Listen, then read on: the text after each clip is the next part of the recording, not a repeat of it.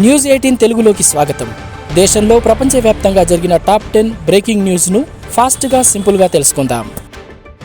August 15 నుంచి తిరుమల శ్రీవారి దర్శనానికి వచ్చే వాహనాలకు ఫాస్టాగ్ తప్పనిసరి అని టీటీడీ ప్రకటించింది. అలిపిరి చెక్ పాయింట్ వద్ద ఫాస్టాగ్ లేని వాహనాలను అనుమతించమని అక్కడే ఐసీఐసీఐ బ్యాంక్ సహకారంతో ఫాస్టాగ్ జారీ కేంద్రం ఏర్పాటు చేసినట్లు తెలిపింది. సృష్టి ఫెర్టిలిటీ సెంటర్ కేసును సిట్కు బదిలీ చేసినట్లు Hyderabad north zone DCP Rashmi Perumal తెలిపారు. అనుమతులు లేకుండా సెంటర్ను నడుపుతూ పిల్లలను అక్రమంగా విక్రయిస్తున్నారని, ఈ కేసులో ఇప్పటి వరకు 24 మందిని అరెస్టు చేసినట్లు వెల్లడించారు. హైదరాబాద్లోని చందానగర్లో ఉన్న ఖజానా జ్యువెలరీ దుకాణంలో 6 దుండగులు దోపిడీకి పాల్పడ్డారు. సిబ్బందిపై కాల్పులు జరిపి పారిపోయారు. ఈ ఘటనలో డిప్యూటీ మేనేజర్ కాలికి గాయాలయ్యాయి. ఉన్నత విద్య కోసం అమెరికా వెళ్లిన హైదరాబాద్కు చెందిన శ్రీజ వర్మ రోడ్డు ప్రమాదంలో మరణించింది.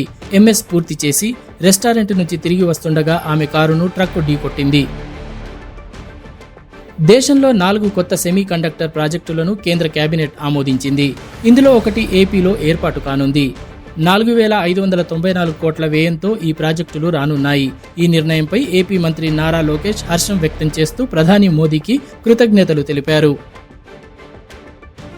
బీహార్లో ఓటర్ల జాబితా సవరణపై సుప్రీంకోర్టులో విచారణ జరిగింది. ఓటర్ల జాబితాలో లోపాలపై పిటిషన్ దాఖలు కాగా ఈసీని పూర్తి వివరాలతో సిద్ధంగా ఉండాలని కోర్టు ఆదేశించింది. ఉగ్రవాదుల దాడుల నేపథ్యంలో సింధు జలాల ఒప్పందాన్ని నిలిపివేయడంతో పాక్లో నీటి కష్టాలు తీవ్రమయ్యాయి. నీటిని విడుదల చేయాలని పాకిస్తాన్ విదేశాంగ శాఖ భారత్ను కోరుతోంది. అయితే పాక్ ఆర్మీ చీఫ్ మాత్రం భారత్పై అణు హెచ్చరికలు చేస్తున్నారు. కెనడాలో లారెన్స్ బిష్నోయ్ గ్యాంగ్ ఆగడాలు పెరిగిపోతుండటంతో స్థానికంగా ఆందోళన వ్యక్తమవుతోంది. ఈ గ్యాంగ్ను ఉగ్రవాద సంస్థగా ప్రకటించాలని కన్జర్వేటివ్ పార్టీ ప్రభుత్వాన్ని కోరింది. వ్యూహం సినిమా ప్రమోషన్లో భాగంగా అభ్యంతరకర పోస్టింగులు చేశారని ఆరోపిస్తూ సినీ దర్శకుడు రామ్ గోపాల్ వర్మపై కేసు నమోదయ్యింది. ఈ కేసు విచారణలో భాగంగా మంగళవారం ఆయన ఒంగోలు పోలీస్ స్టేషన్కు హాజరయ్యారు.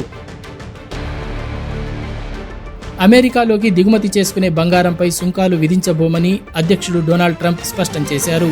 ఈ ప్రకటనతో బంగారం ధర కొంతమేర తగ్గింది.